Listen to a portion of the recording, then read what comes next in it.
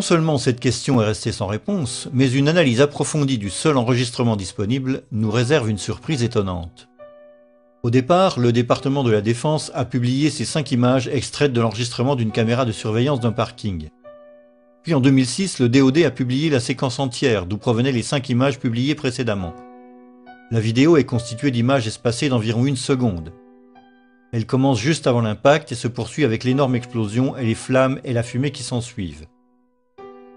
Malheureusement, la vidéo ne montre pas l'approche de l'avion. La seule chose visible juste avant l'explosion ressemble à la queue d'un avion suivi d'une traînée blanche. Mais le fuselage est caché par le poteau au premier plan. Le DoD a également publié une deuxième vidéo, prise par une caméra à un autre endroit du parking. En fait, cette caméra était installée dans le poteau qui masque la vue dans la première vidéo. Cette vue aérienne montre l'emplacement des 2 caméras.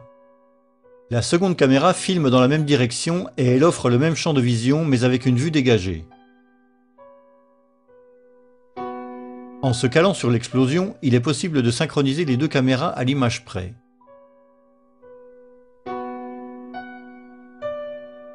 Si l'on synchronise les 2 ensembles d'images, on remarque que la seconde vidéo débute plus tôt que la première et que la première dure plus longtemps.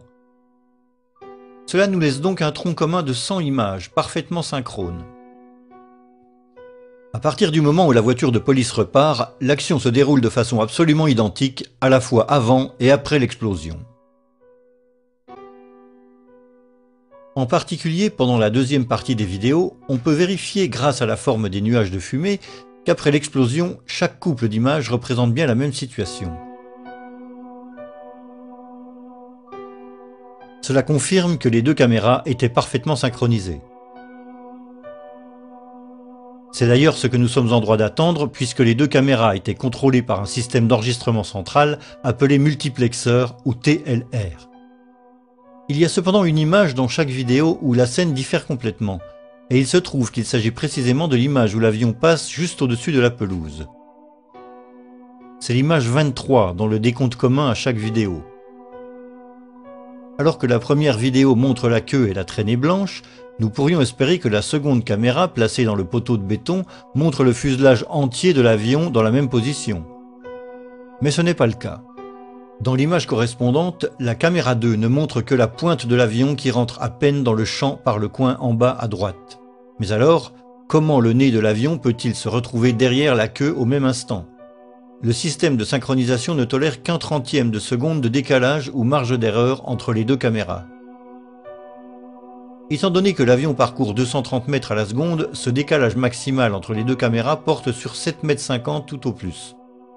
Or, la longueur d'un Boeing 757 est de 47 mètres. Même en tenant compte de l'effet de perspective dû à la trajectoire en diagonale, c'est très insuffisant pour expliquer l'écart énorme entre les 2 images.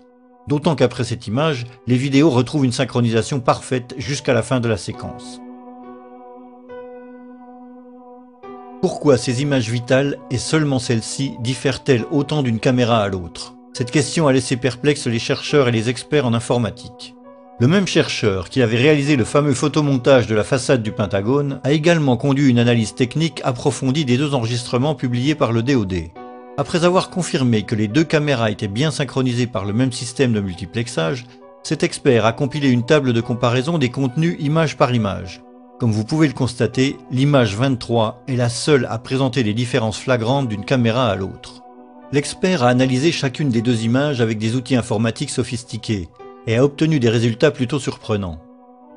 Par une série de soustractions booléennes des 2 images, il a découvert qu'une petite partie des images était identique. Ce qui est identifié comme le nez de l'avion pris par la caméra 2 est aussi présent dans la traînée blanche prise par la caméra 1.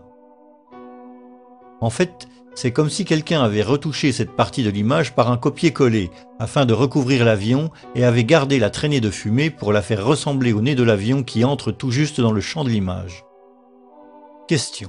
Étant donné que le décalage maximum de synchronisation entre les 2 caméras se traduit tout au plus par une différence de position de l'avion de 7,5 mètres, pouvez-vous nous expliquer les différences flagrantes constatées entre ces 2 images?